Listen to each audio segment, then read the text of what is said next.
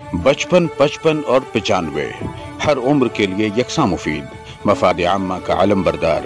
जरूर सब्सक्राइब करें, लाइक करें, शेयर करें और बेल आइकन प्रेस करना न भूलें। Rabbani the scholar YouTube channel. आइए, मैं दूसरे कलमकार की हैसियत से यहाँ पर मदद करना चाहूँगा हमारे अपने अदारे के नायब सदर मोहतरम डॉक्टर इकबाल बल्की साहब। आज के इस नशिस्त के सदर भी हैं, लेकिन आप तकलीफ भी यहाँ पर लेकर आए हुए हैं। मैं इल्तिमास करता हूँ कि मैं इसे तशरीफ लाएं और तकलीफ पेश करें। ये 3 दिनों कुछ मूड ही ऐसा चल रहा है कि इस किस्म की ही कहानियाँ लिखी जाए। ये शायद दूसरी कहानी है इस टाइप की। कहानी का उन्वान है बिन मांगे मोती मिले। बहुत पुरानी बात नहीं है, उस जमाने की भी बात नहीं है जब परियां चांदनी रातों में पहाड़ों के दामन में, जंगलों और रेगिस्तानों में, सब्जे की चादर से ढके वसी वीरान मैदानों में और फूलों की क्यारियों से लदे सरसब्ज शादाब गुलिस्तानों में उतर आती और खूब चुगले करती। उस जमाने की भी बात नहीं है जब लकड़हारे की ईमानदारी से खुश होकर परियां उसे सोने, चांदी और लोहे की कुल्हाड़ियाँ दे जाती थीं। ये उस जमाने की बात है जब अच्छे पढ़ाकू और ज़हीन बच्चों का दाखिला उनकी इल्मी लियाकत की बुनियाद पर बगैर किसी रिश्वत और डोनेशन के मामूली सी फीस पर मेडिकल में हो जाता था। उसी जमाने में नरगिस खानदेश के एक दूर उफ्तादा देहात में रहती थी। गांव छोटा था, लेकिन वहाँ एक बहुत बड़ा स्कूल था जिसमें आस-पास के बहुत से देहातों से बच्चे आते तालीम हासिल करते थे। बच्चे आते और तालीम हासिल करते थे। स्कूल की तालीम और उसका मेयार काफ़ी बुलंद था। नरगिस उसी स्कूल में पढ़ती थी और हमेशा अच्छे नंबरों से कामयाब होती थी। नरगिस इकलौती और यतीम थी। उसकी अम्मा गांव के बड़े जमींदारों के खेतों में काम करती और उससे जो आमदनी होती उसी से उनके घर का खर्च और नरगिस की तालीम होती। कभी कभी जब छुट्टी होती, नरगिस भी अपनी अम्मा के साथ खेतों पर चली जाती। दिन भर उसका हाथ बटाती और शाम को सब वापस लौटते तो वो भी उनके साथ आ जाती। दूर दूर तक खेतों में आने जाने से उसे जंगलों के रास्ते और उन पर आने जाने का अच्छा खासा तजुर्बा हो गया था। कभी कभी खेतों से लौटते हुए उसकी अम्मा घर में जलाने के लिए खुश्क लकड़ियाँ और मुख्तलिफ फसलों की जड़ें या उनके दूसरे हिस्से इकट्ठा कर लाती थी। गन्ने की जड़ों का वो बड़ा बड़ा गड्ढा बनाकर ले आती, जो उनके घर के चूल्हे के लिए महीनों का ईंधन हो जाता था। जब फसलें कट जाती तो अक्सर ऐसा होता कि कई कई हफ्ते उन्हें कोई काम नहीं मिलता। उस वक्त नरगिस की अम्मा घर पर ही रहकर कुछ सीना परोना कर लेती थी और उससे उनका खर्च निकल आता था। एक दिन नरगिस अकेले ही खेतों पर गई ताकि जलाने के लिए गन्ने की जड़ें ले आए। अक्सर ऐसा होता कि जब उसकी अम्मा खेत पर नहीं जाती और घर में जलाने के लिए कुछ नहीं होता तो नरगिस को ही जाना पड़ता था। वो गन्नों की फसल की कटाई का मौसम था। अक्सर जब गन्ने कटने लगते तो बंजारों का कोई कबीला उनका ठेका ले लेता। बंजारे खेतों में गन्ने काटते जाते, उनकी औरतें उनका गट्ठर बनाती और जवान लड़के और लड़कियां उन गट्ठरों को सर पर लादकर उन सड़कों तक आते जहां उन बंजारों की 50 बैलगाड़ियां तैयार खड़ी होती। गन्नों के गट्ठर उन पर लादे जाते और फिर बंजारों का कारवां उन्हें लेकर शक्कर कारखानों में पहुंचाने के लिए रवाना हो जाता। नरगिस आज उधर आना नहीं चाहती थी। वो घर पर ही रहकर पढ़ाई करना चाहती थी, क्योंकि इम्तिहानात सर पर थे, सर पर आन पहुंचे थे। लेकिन अम्मा ने कहा था कि जलाने के लिए कुछ भी नहीं था, कुछ भी नहीं है। इसने कुछ ही देर में गन्नों की बहुत सारी जड़ें खोद निकाली और अब वो उनका गट्ठर बना रही थी। अचानक उसके करीब एक लड़की आ खड़ी हुई।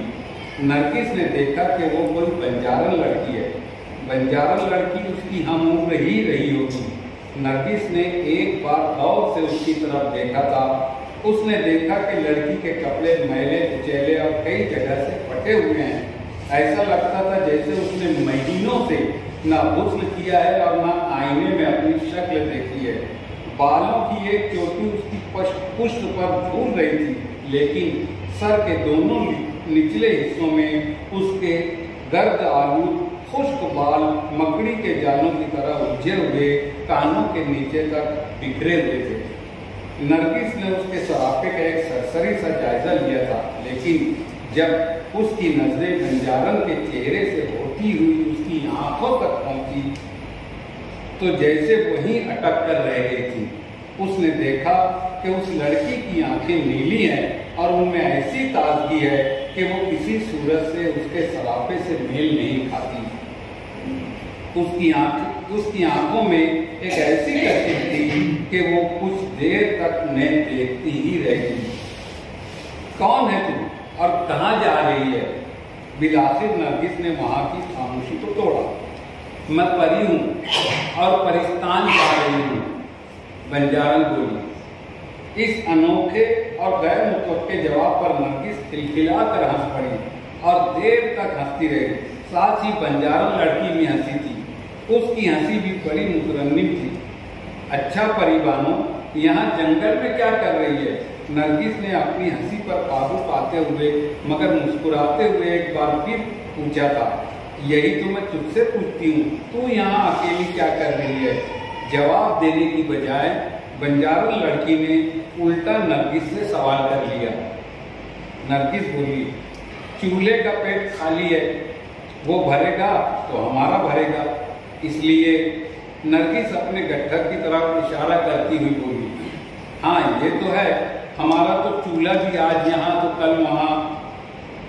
लड़की बोली, किस खेत की कटाई चालू है? नरगिस ने पूछा। वो उधर बंदरों वाले खेत की, सब वही है, मैं भी वहीं जाऊंगी। लड़की एक तरफ हाथ उठाती हुई बोली। कुछ देर खामोश रहकर फिर बोली, ए तू बता, तेरा क्या नाम है और क्या तू स्कूल जाती है? नरगिस नाम है मेरा, 8वीं में जाती हूँ। और तेरा नाम क्या है? नरगिस बहुत अच्छा नाम है, मेरा नाम तो तुझे पहले से मालूम है, तू बोली ना परिवाना, बस समझ ले यही नाम है। लड़की बोली, तू नहीं बताना चाहती तो मत बता, लेकिन चल ये गट्ठर मेरे सर पर रख।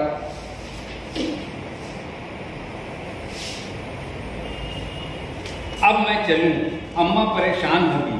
वो बोली, हाँ जा, बस 1 मिनट, तेरे साथ बात करके बहुत अच्छा लगा। लड़की बोली, फिर अपने दाएं हाथ की एक उंगली से एक अंगूठी निकालकर नरगिस की तरफ बढ़ाती हुई बोली, ये मेरी निशानी है, हिफाजत से रखना, कभी तेरे काम आएगी। नरगिस हिचकिचाती रही, मगर बंजारन लड़की ने मोहब्बत और अपनाइयत से उस पर दबाव डालकर उसे वो अंगूठी ले लेने पर मजबूर कर दिया।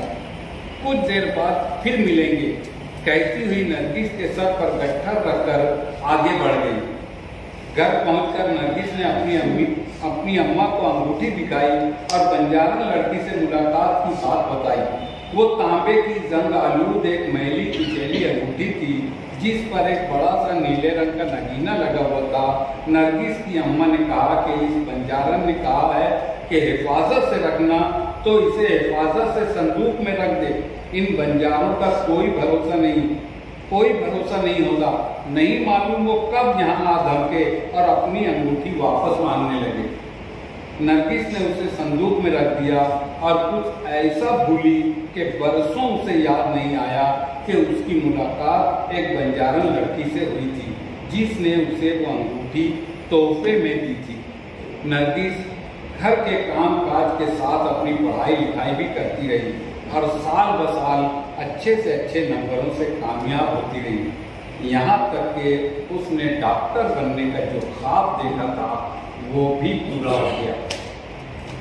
वो अपने गांव वालों की हौसला अफजाई और स्कॉलरशिप के बलबूते पर आखिर MBBS पास करने में कामयाब हो गई। अब डॉक्टर नरगिस को एक अस्पताल की जरूरत थी। उसका घर छोटा था और छोटा ही रहा, लेकिन गांव अब बड़ा और बहुत बड़ा हो गया था। अब वहां जमीन की कीमतें भी ऐसी थी कि नरगिस फिलहाल कहीं कोई जमीन खरीदने का तसव्वुर भी नहीं कर सकती थी। उसके डॉक्टर बन जाने पर गांव वालों ने तो खूब जश्न मनाया था, खूब हंगामे हुए थे, लेकिन अस्पताल के लिए जगह देने पर कोई भी राजी नहीं था।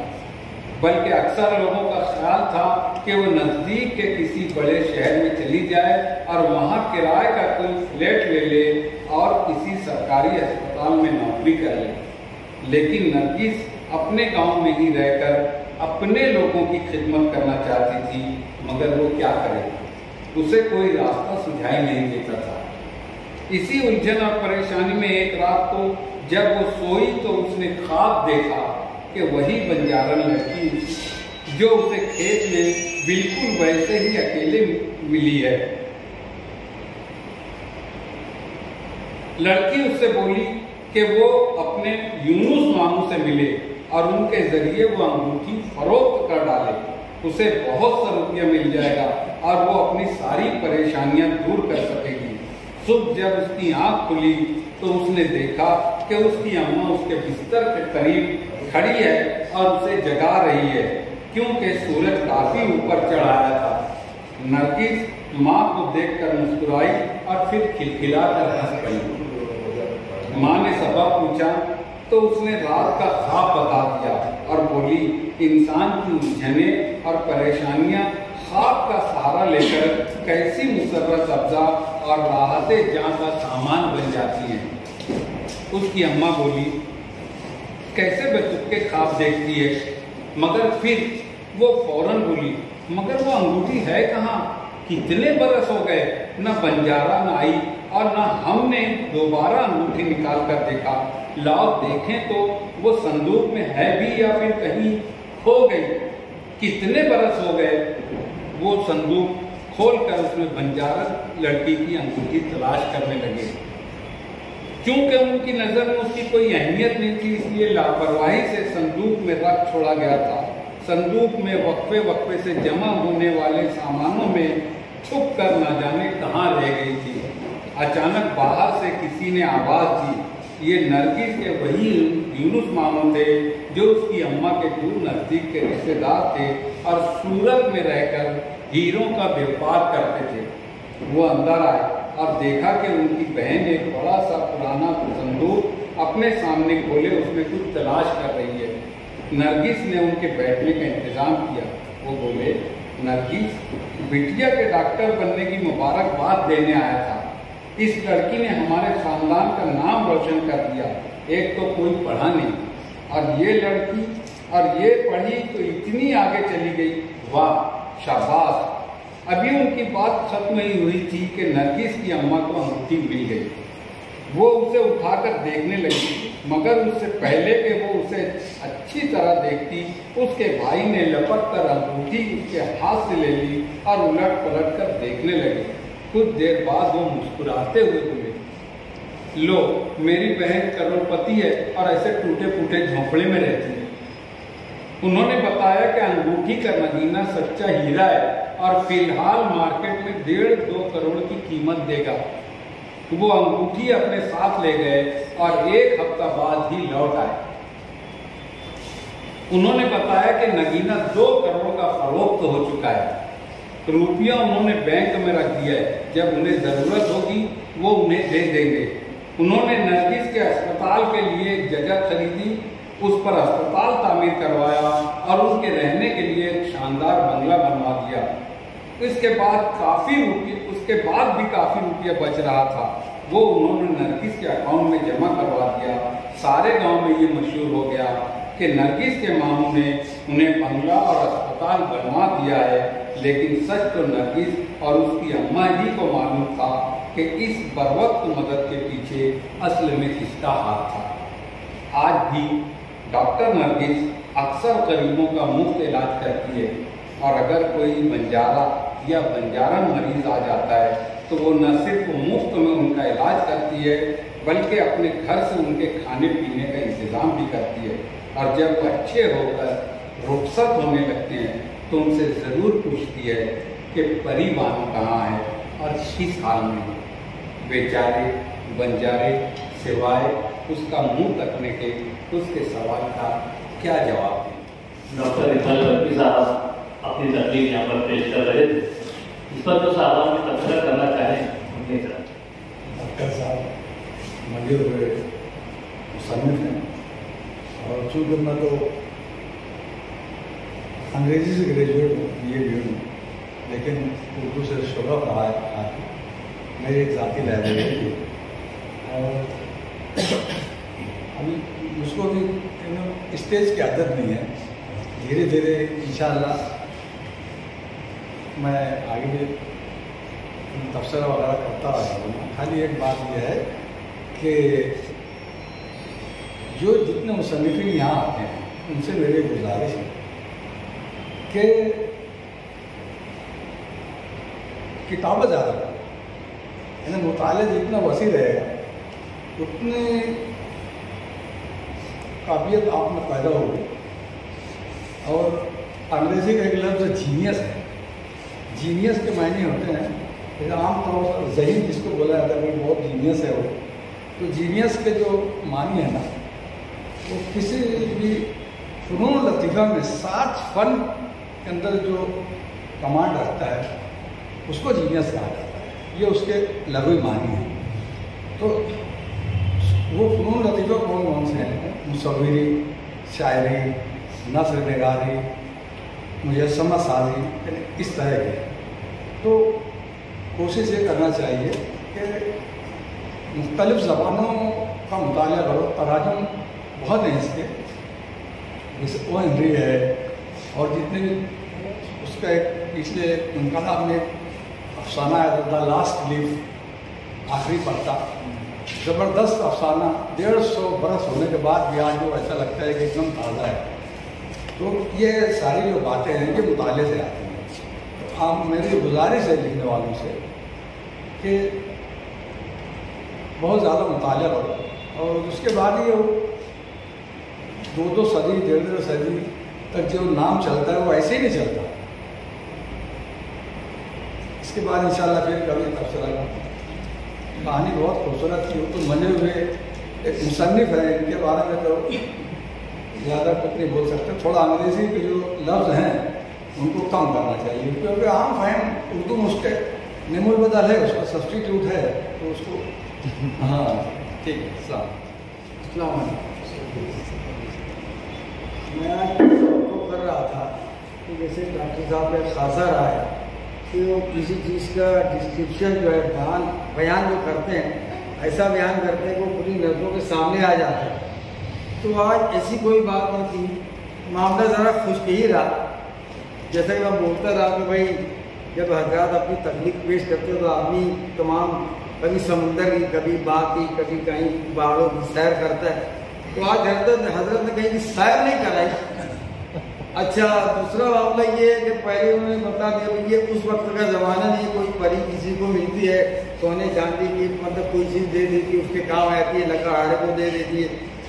तो अब यहाँ पर ये बात समझ में नहीं आई कि वो बेचारी बंजारा उसको मिली, हीरे की अंगूठी दे गई, उसके बाद गायब हो गए और अंगूठी उसके काम आ गई। तो अब जब आपने जब पॉइंट दिया था कि भाई कोई कुल्हाड़ी नहीं मिलेगी, सोने की चांदी की नहीं मिलेगी, वो आज करेगा, तो ये हीरा उनको मिला कहाँ थे? और सवाल है हमको क्यों नहीं मिलता, तो है ऐसे मतजाद बातें ज़रा करने से परहेज करें। आप भी मुश्किल लगता है कब से आ रहे पता नहीं, अगर मैं मानता हूँ काफ़ी मजे हुए, लेकिन कभी कभी आदमी अपनी रौ से बहक जाता है। तो मैं तो आज मतलब उम्मीद कर रहा था कहीं किसी मतलब समुद्रों की या पहाड़ों की या मतलब रेगिस्तान कहीं भी सैर करवाएंगे, उससे तो हम लोग महरूम रहे। और उसमें ये एक नया नुक्ता आ गया कि इस ज़माने में वो हीरे के अंगूठी काम लेंगे जो उससे काम आ गए। खैर बैल फिर भी एक अच्छी तकलीफ होने के बिना पे बैल अपना आदमी अपने माहौल से अलग हट के पहुँच गया। वो पहुँचाने के लिए उनको मुबारकबाद देता हूँ, उनको शुक्रिया करता हूँ। कहानी का उन्वान क्या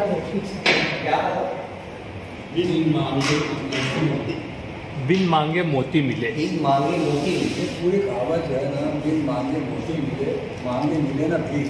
पूरी कहावत बहुत अच्छा था कि एक कहावत को भी शायद आपने आधे अधूरे अंदाज में जिंदा रखने की कोशिश की, लेकिन मैं बैठे बैठे सोच रहा था कि वो कहानी का उन्वान अगर कुछ ऐसा होता कि किस्मत का खेल, तो कुछ और भी माना मफहूम देता हुआ चला जाता। बहरहाल मैं अपनी तरफ से तो ये बात पेश करूँ कि मैं जब कहानी को सुन रहा था तो मुझको एक मंझे हुए राइटर का पूरा नक्शा उसको महसूस कर रहा, क्योंकि बड़ी बारीक बीनी से अल्फाज का इस्तेमाल और वाकयात को जोड़ा गया ताकि कहीं कोई मिसमैच ना हो जाए कि वो ऐसा हुआ यूं हुआ। हालांकि अलबत्ता 2-3 बातें ऐसी थी जिससे गुरेज किया जाए, और मंजर निगारी वगैरह जो थी वो मुझको बहुत पसंद आई। मैं आपसे थोड़ा सा माजरत के उसमें मंजर निगारी का जुज़्व नहीं था, लेकिन वो मंजर निगारी का जुज़्व था, और वो ये जुज़्व था कि खेतों की कटाई हो रही है।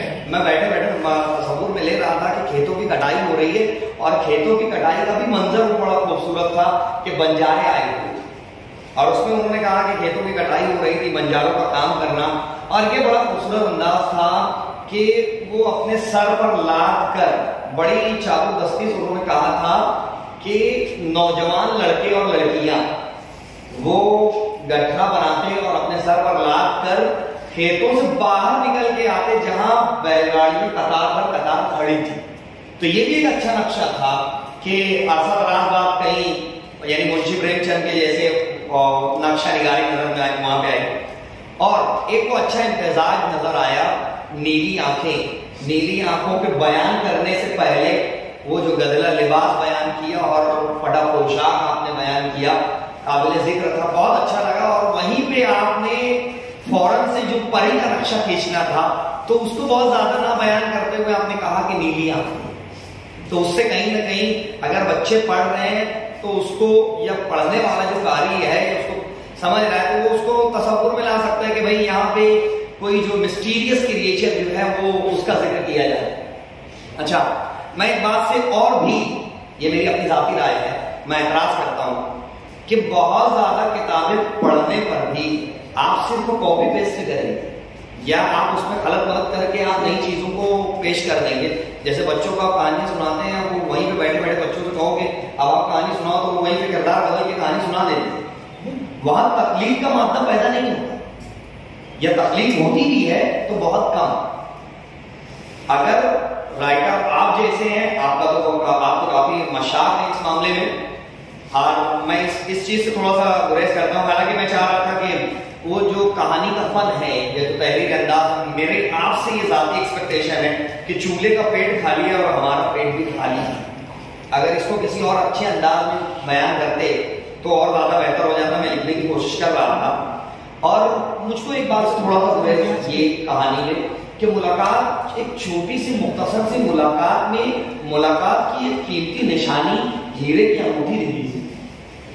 अगर ये होता कि वो परी किसी मुसीबत में थी और मुसीबत ज़दा की तकलीफ को अनजाने में इसने मतलब उसकी मदद कर दी तो बात अलग थी।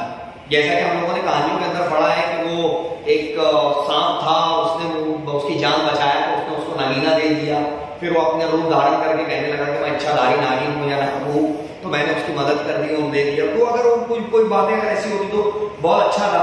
बहरहाल अच्छे अल्फाज का भी आपने इस्तेमाल किया था। बहुत हाल आप कोई कहता है कि संदूक, वरना कैस्केट और बॉक्स वगैरह का इस्तेमाल करके लोग निकल जाते हैं।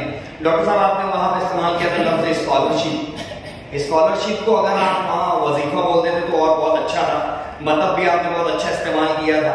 एक और जो बात मुझको अमली तौर से या मैसेजिंग या पैगाम देती हुई नजर आई वो ये बात कि किसी की कामयाबी और कामरानी पर हम लोग सराहना तो बहुत करते हैं लेकिन आगे के दरवाजे बताते नहीं।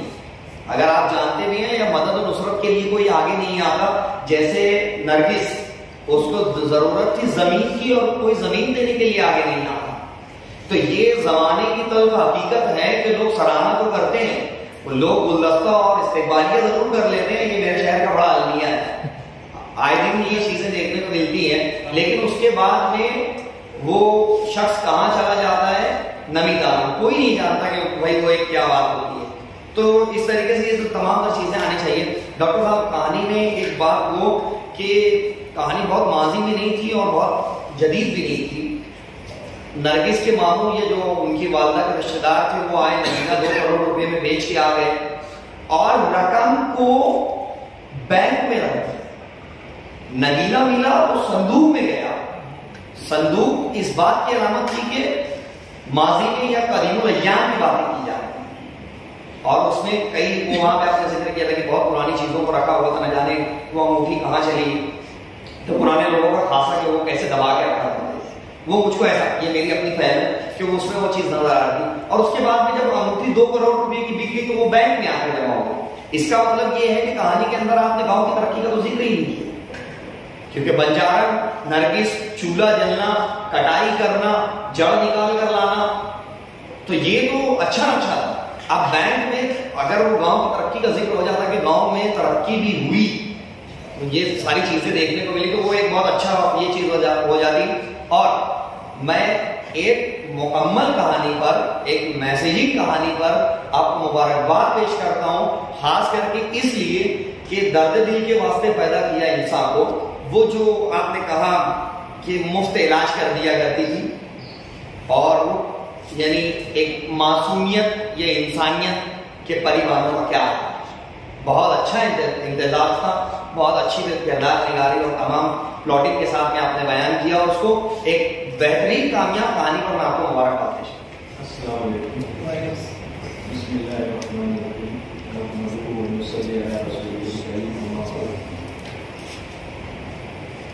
बहुत मादरत से आता हूँ मैं, दिन भर की मसरूफियात के बाद फुर्सत मिली है तो घर ना जाते हुए डायरेक्ट यहाँ पर आया हूँ,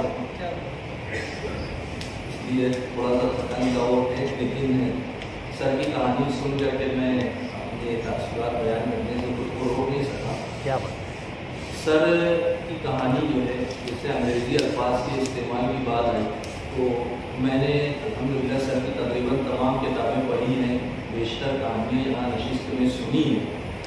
सर ऐसे अंग्रेजी अल्फाज का उर्दू मुतरादिफ इस्तेमाल करते हैं अपनी कहानियों में जो हम नहीं जानते, लेकिन यहाँ पर सर ने स्कॉलरशिप इस्तेमाल किया है, उसकी जगह अगर वजीफ़ा इस्तेमाल किया जाए तो उर्दू में वजीफ़ा दूसरे मानों में इस्तेमाल होता है। जैसे बुजुर्गों को दिया जाने वाला वजीफ़ा, बेवाओं को दिया जाने वाला वजीफ़ा, वो स्कॉलरशिप के सेंस में नहीं आता।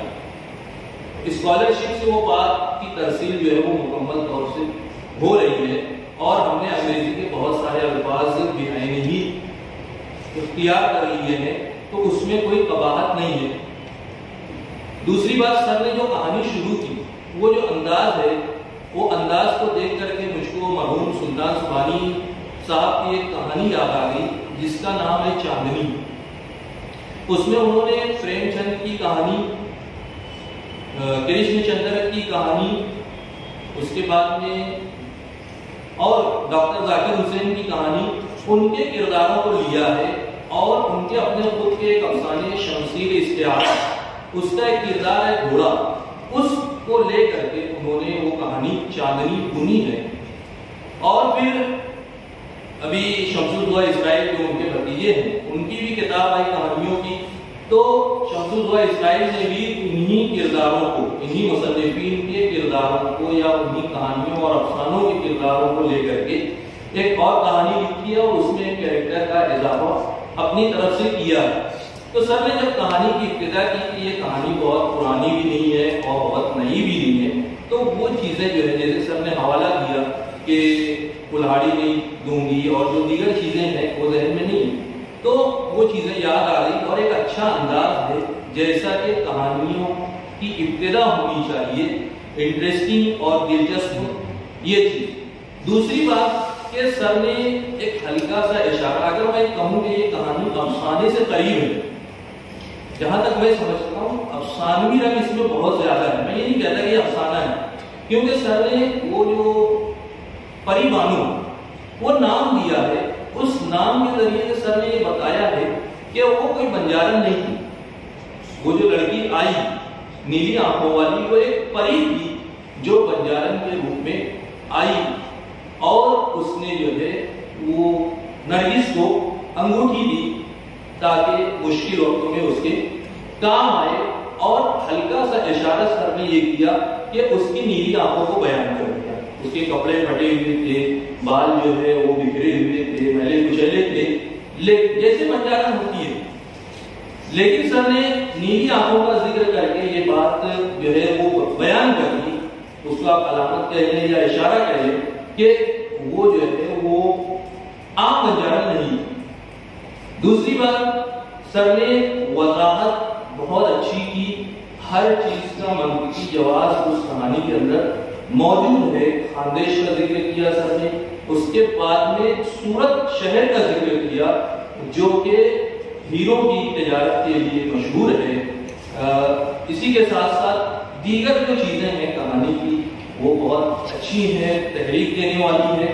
और ये बात कि गांव डेवलप नहीं हुआ, गांव डेवलप हुआ है उसका जिक्र जो है वो सर ने किया हुआ है, और दीगर बहुत सारी बातें हैं। मैं सर को इतनी बेहतरीन कहानी पर मुबारकबाद देता हूँ। शुक्रिया। सदर साहब की इजाज़त से एक बात मैं मतलब अपने इल्म में लाना चाह रहा था कि आमतौर से अक्सर ऐसा होता है कि हम लोग उर्दू के जो लोग हैं, इसकी उर्दू की ज़ुबान हाली हमारे अपने यहाँ से ये जो लफ्ज़ स्कॉलरशिप के लिए मुतबादिल लफ्ज़ उर्दू में वजीफ़ा आया, तो इसको जो मानों में हम लोग ले रहे हैं आज, ये मैं अपने इल्म के लिए पूछ रहा हूँ क्योंकि मेरे उस्ताद मोहतरम बैठे हैं, आप भी मेरे उस्ताद में से हैं। वजीफ़ा जो किसी को दिया जाए मदद और नुसरत के लिए, इमदाद के लिए, वो या अगर ये इस मानों में लिया जाता है तो जो किताबों में पढ़ने में आया कि फला शख्स XYZ के बहुत बड़े नामवर और खतीब बन गए या बहुत बड़े बड़े वो स्कॉलर बन गए, अल्लामा इकबाल को फला जगह से स्कॉलरशिप मिली, तो वहाँ तो मैंने पढ़ा था कि वहाँ वजीफ़ा लिखा हुआ आया करता था। अगर ऐसा है कि ये माली मदद यानी वो मदद जो बुजुर्गों को की जाती है या जो ज़रूरतमंदों को की जाती है, वैसे अगर उसमें मानी लिया जाए तो शायद मैं समझता हूँ कि लफ्ज़ वजीफ़ा इसकी हैसियत उर्दू से ख़त्म हो गई। और अगर ऐसा है कि इसका मुतबादिल लफ्ज़ अगर स्कॉलरशिप अगर इस्तेमाल किया जाए, ये मैं समझता हूँ कि मेरी अपनी जिम्मेदारी है कि आने वाली नस्लें जो हैं उनको मैं ये बताऊँ कि इसके लिए एक लफ्ज़ वजीफ़ा है। वरना अगर मैं स्कॉलरशिप बोलकर अगर मैं निकल जाता हूँ तो वो तो राइज है, और अंग्रेजी इतनी बसीत और इतनी वसी ज़बान है, उसके लिए अगर वो लफ्ज़ अगर स्कॉलरशिप ही बोलना था या वजीफ़ा या माली मदद या तालिब इल्मी के ज़माने में मदद के लिए अगर इस्तेमाल किया जाना था तो वहाँ बहुत सारे अलामेंट्स वगैरह कह दिए जाते थे, स्टेपिंग वगैरह का कह दिया जाता था, बहुत सारे उसके लिए बहुत सारे मुतरादिफ हैं। लेकिन मेरा जो कहना है कि अगर उर्दू के अल्फाज अगर मतरूक हो रहे हैं, अगर उसके लिए ऐसे मुतबादिल मिलते हैं तो उसको हूबहू इस्तेमाल किए जाने चाहिए, क्योंकि ये आप जैसे राइटर और इतने बड़े ये उनका और मुझ जैसे छोटे लोग जो पढ़ते हैं, मेरी तलाश यही होती है कि भाई मैं उनको ढूंढूं और तलाश करूं। अच्छा, हर जगह इसकी तरसील नहीं की जा सकती, जैसे आप सर्द खाना कहिए, फ्रिज अगर मैं किसी बच्चे को बोलूँगा तो आसानी से पहुंच जाएगा, लेकिन अगर मैं उसको कहूँ सर्द खाना, तो ये बातें उसके इल्म में कब आए। अच्छा, ये प्लेटफॉर्म नस्ली अदब का ये इसीलिए है ना कि भाई हम लोग उर्दू की तरवीज और उर्दू को जिंदा रखने के लिए और अदब क्या है उसकी खिदमत के लिए हम लोग यहाँ आए हुए। और अगर आप उसके अंदर ये उसका मुतबादिल है, इसको इस्तेमाल करके निकल जाना चाहिए, तो ठीक है। उर्दू भी ऐसी ही ज़बान है, अंग्रेज़ी भी ऐसी ज़बान है। उर्दू तो हमारी ऐसी ज़बान है कि जिसने तमाम तर ज़बानों के अल्फाज को अपने अंदर समो लिए, तो तरसील हो जाती है, बात निकल जाती है। मैं इस आखिरी बात ये करके ख़त्म करता हूँ कि बाज़ औक़ात उर्दू के भी इतने मुसज्जा अल्फाज हैं या इतने बलीग अल्फाज हैं कि मुकर्रिरीन कहते रहते हैं और बात समझ में नहीं आती। तो उसके लिए जो अंग्रेज़ी के अल्फाज होते हैं, जो राइज और मुरवजा है, उसका इस्तेमाल करके लोग आगे निकल जाते हैं। लेकिन मेरा ये कहना है कि बहैसियत राइटर या अदब नवाज अगर आप अदब की खिदमत कर रहे हैं तो आपके लिए ज़रूरी है कि आप ऐसे अल्फाज का इस्तेमाल करें। बाकी मैंने तो अपनी बात पेश की, शायद लफ्ज़ वजीफ़े को लेकर मैं अभी भी मेरी लाइल्मी है कि मैं नहीं जानता हूँ उसको, क्योंकि अब वजीफे को मैंने स्कॉलरशिप के ज़िम्मन में पढ़ा है। अभी वजाहत कर दूँ या नहीं, आप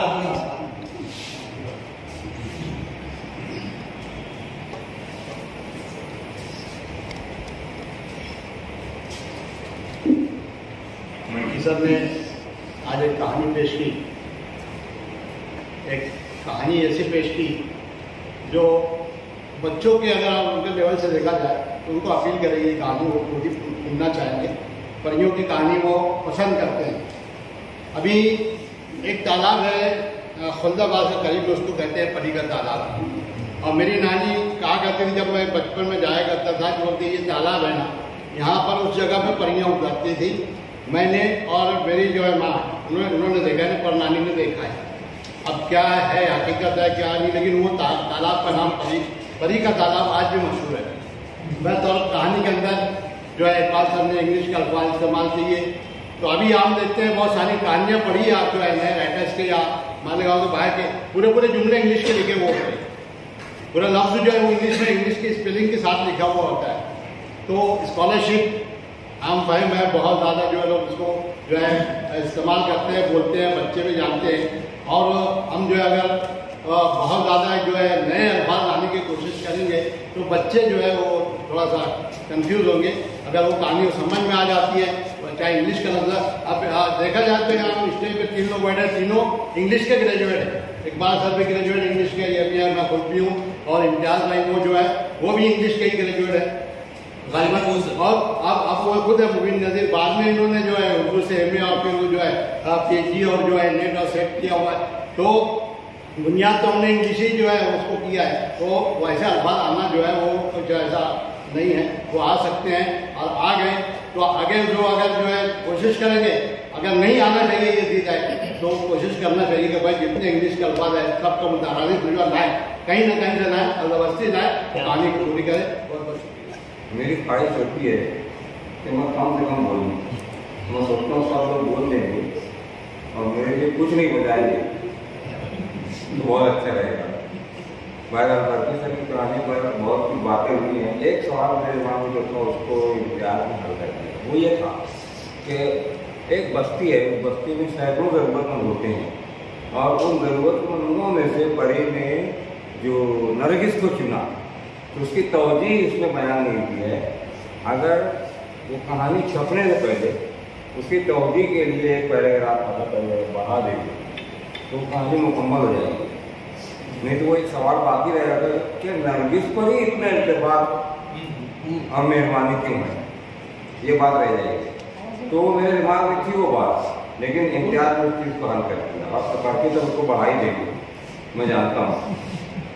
बहरहाल कहानी खूबसूरत है और एक अजीब व गरीब माहौल पेश करती है। मैं उस पर मुबारकबाद पेश करूँ। यहाँ कोई वर्कशॉप सेमिनार नहीं हुए क्योंकि एक लफ्ज़ पर इतनी ज़्यादा बात नहीं होती है। बहुत से इतने लोग आते हैं सुनने के लिए, सुनने वालों का कुछ नहीं होता, तो एक लफ्ज़ पर इतनी ज़्यादा बात नहीं होती। कहानी में सब कुछ चलता है, आप मराठी अल्फाज इस्तेमाल कर लो, गुजराती इस्तेमाल कर लो, तो सुनने वाला पढ़ने वाला समझे, वो उनका मसला है, इसलिए इतनी ज़्यादा। और दूसरी बात ये जहाँ तक कहानी की बात है, मुझे आज ऐसा लगा कि शायद ये कहानी इकबाल बख्शी साहब ने बहुत ज़्यादा उजरत में लिखी है। बहुत कम वक्त तो मिला उनको, आखिरी के 2-3 दिन मिले, उन्होंने लिखी फौरन लिखी। इतनी कमज़ोर कहानी इकबाल बख्शी साहब की बनी नहीं।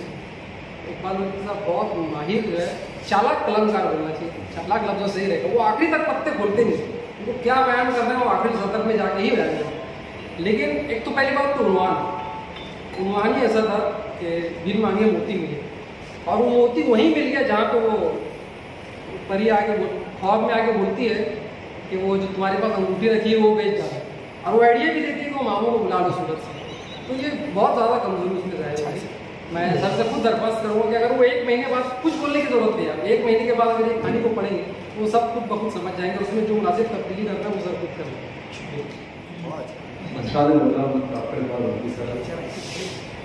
कहानी उन्वान से वजाहत कर देते हैं कि क्या होगा, उन्वान उनको बदलना चाहते हैं, मेरी सोच के मुताबिक वो रखना चाहे तो रख सकते हैं मौजूदा उन्वान। और कहानी ज़रा तवील हो जाए, जितना तस्कर उन्होंने खेत की मंजर निगारी में किया है उतनी गुर्बत बताने के लिए एक जुमला भी काफ़ी होता है, लेकिन उन्होंने बहुत तफसील से बयान किया है। और कहानी को अगर बच्चे पढ़ेंगे, मैं बच्चों की नज़र से देख रहा हूँ, तो वो हिस्सा उनके लिए उतनी दिलचस्पी का बात नहीं होगा। खेतों से लकड़ियाँ चुनकर लाने के लिए बहुत गरीब थे, उनके घर खाने को नहीं था। ये 2-3 जुमले काफ़ी होते हैं गुर्बत बताने के लिए। आप रस्मन इन जुमलों का इस्तेमाल कर सकते हैं। रही बात ये अपने अंग्रेज़ी लफ्ज़ के इस्तेमाल की, तो उर्दू के अल्फाज हैं ही कितने हमारे पास। देखें तो इसमें संस्कृत, फारसी, अरबी सब इधर उधर लश्करी ज़बान है, लश्कर मतलब इधर उधर से लेकर ही बनाया है। तो हम इस पर एतराज़ करने का हमको हक भी नहीं बनता मेरे लिहाज से। और स्कॉलरशिप ऐसा लफ्ज़ है जो बोलते ही समझ में आ जाता है। अब वजीफ़ा बोलेंगे तो वो गालिब वजीफ़ा कार हो जो शाहपुर वो दिन गए कि कहते थे नौकर नहीं हूँ मैं, मतलब गालिब को जो वजीफ़ा मिलता जहन घर भी जाएगा। लेकिन जब स्कॉलरशिप बोल ये लफ्ज़ इस्तेमाल होता है तो तालीमी मद में जो मदद सरकारी तौर पर मिलती है और मुआवजे में कुछ लिया नहीं जाता बच्चों से, मतलब ये समझ में आता है। लेकिन अगर गालिब को वजीफ़ा मिलता था तो जब बादशाह का हुक्म होता था तो उनको दरबार में हाजिर होना पड़ता था और उनको अपनी शायरी पेश करनी पड़ती थी। लेकिन जो स्कॉलरशिप होती है वो एक सरकारी मदद होती है, लेकिन मुआवजे में कुछ लिया नहीं, सरकार तलब नहीं होती। और ये जब वो आम का तस्करा करते हैं तो वो बच्ची को समझ में आया था कि ये कुछ और है। तो बाकी सर बच्ची का इतना सेंस उससे पहले बताया नहीं, तो वो इतनी ज़्यादा हसास है, इतनी ज़्यादा समझदार है। और ये इतराज़ के देहात की तरक्की करते हुए उन्होंने तस्करा नहीं किया है, उसकी ज़रूरत भी नहीं तस्करा करने की। आज हम देखेंगे तो देहातों में रहने वाले शहरों में रहने वालों से ज़्यादा चालाक होते हैं। उनके बैंक अकाउंट है और स्कॉलरशिप जिसको मिल रही है उसका तो अकाउंट रहना ज़रूरी होता है। तो संदूक इस बात के अलावा है कि वो आज भी गरीब ही हैं, लेकिन जब वो हीरा फरोख्त हो जाता है तो जो रकम आती है वो संदूक में नहीं रखी जा सकती, इसलिए वो उस बैंक अकाउंट का इस्तेमाल करते हैं। ये एक समझदारी की बात है। और कहानी में जो वो सुनने की कुल्हाड़ी देना वगैरह उसका तस्करा था, उसकी भी ज़रूरत नहीं लगती कहानी को, वो एक बार मिला कर मुझको। अब उस्ताद की कहानी ज़्यादा पढ़ती अच्छा भी नहीं लगता। मैं इतना कर अपनी बात। आइए आपकी इस नशिस्त के तीसरे कलमकार के हिस्से से मैं इरफान भाई सिद्दीकी साहब से इल्तिमास करता हूँ कि मैं तशरीफ लाएं और अपनी तरकीब पेश करें। बचपन, 55 और 95 हर उम्र के लिए यकसा मुफीद, मफाद आम्मा का आलम बरदार। जरूर सब्सक्राइब करें, लाइक करें, शेयर करें और बेल आइकन प्रेस करना न भूलें। Rabbani the scholar YouTube channel इल्मी, अदबी, दीनी, मिल्ली, समाजी, सकाफती, तहजीबी, फलाही, तिब्बी, फ़न्नी, माशी, तिजारती, माशरती, इंतज़ामी, इनकलाबी, तहरीकी, तहकीकी, तकनीकी, तफ्तीशी, तामीरी, तालीमी व मालूमाती यूट्यूब चैनल। ज़रूर सब्सक्राइब करें, लाइक करें, शेयर करें और बेल आइकन प्रेस करें। Rabbani the scholar YouTube channel.